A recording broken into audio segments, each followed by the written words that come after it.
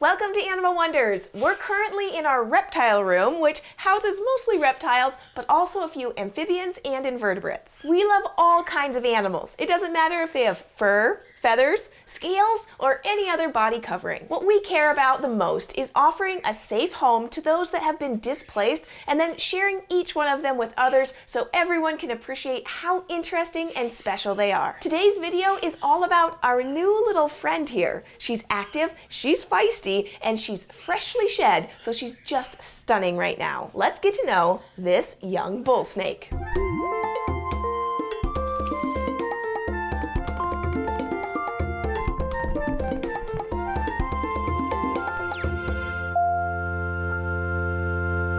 Bull snakes are a subspecies of gopher snake. They are one of the largest snake species in North America, reaching lengths of up to 8 feet. I'd like to start by getting her out onto my hand so you can get a good look at her. Bull snakes tend to have a big defensive attitude when approached by something bigger than themselves. It serves them well to look and sound big and scary because most animals, including humans, don't want to mess with a snake that looks and sounds like it's going to bite you. They also look very similar to a rattlesnake, so it's twice as scary being too close to them in the wild. When they get nervous, bull snakes react by lifting their head and neck up and folding into an S shape back over the rest of their body. They also give a very vocal hiss. They make this impressive hiss by blowing air out of their glottis, which is the air tube at the back of their throat.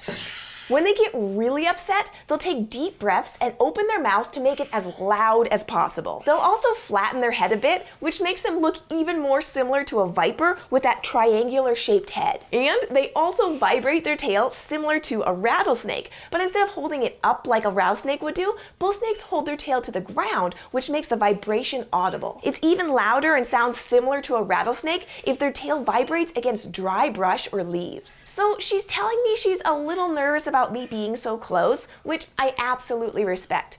However, the best way to show her that I'm not going to harm her is by gently picking her up. This changes her perspective of me, so I'm no longer a predator facing off with her. Instead, I'm more of an object to climb on. But I don't want her to practice fully striking at me, so I'm going to block her with my trusty spatula. I've used this method for over a decade and it's worked very well for me. It basically puts a barrier between me and them, so it keeps me safe, and I've never had a snake strike at the spatula. I think this shape looks so different than any potential prey item or potential threat that they don't associate it with something they'd strike. Once I block her head, I'm going to gently get my fingers underneath her body and slowly roll her body onto my hand. Now, I've been handling her a lot since she came to us a couple weeks ago, but you can see she's still quite nervous about the whole situation. So instead of moving her from hand to hand or touching her body with my free hand, I'm just going to be very still and let her experience how non-threatening I am. So the reason this beauty ended up at Animal Wonders is because a friend of ours that does his own bit of reptile rescuing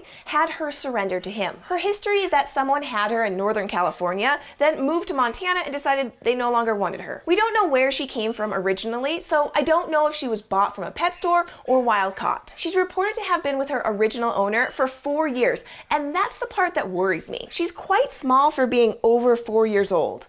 At this size, she seems more like a 2-year-old. She came in slightly dehydrated and a bit skinny, so we're just working on getting her body condition on point. I'm really excited about welcoming her to Animal Wonders because I just really like educating about bull snakes and how beneficial they are to their ecosystems. These rattlesnake copycats are big consumers of a wide variety of rodents, so they keep those populations in check. They also occupy the same niche as rattlesnakes, so if a bull snake has taken up residency in your yard, then a rattlesnake isn't going to find that area appealing to settle down in, and they'll likely move on and away from your yard. So if you live in rattlesnake country and have a bull snake as a close neighbor, instead of harming or chasing them away, you should be grateful for their company. Bull snakes are native to our area, so being able to teach these lessons of tolerance and gratitude to our local community is a great way to have a meaningful impact on our local wildlife and environment. And another reason I'm just really happy to be able to take this beauty in is because we used to have a big, gorgeous gopher snake named Slither, who was just the best snake I've had the pleasure of knowing. Slither passed away a few years ago at almost 20 years old, and I just miss her a lot. So this little gal is a welcome new member of the ambassador team, and she has some big shoes to fill. Since arriving a couple weeks ago, She's already joined me at a few school programs. The students loved learning about her, but they had one major complaint.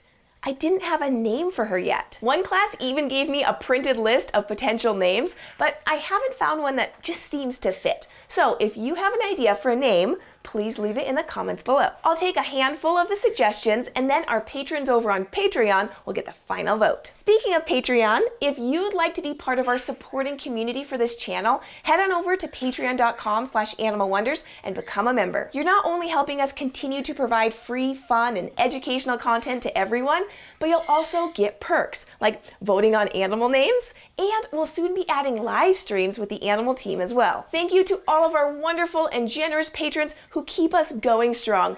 Thank you, thank you. And if you'd like to join us for more animal adventures, please subscribe, and we'll see you next week. Bye.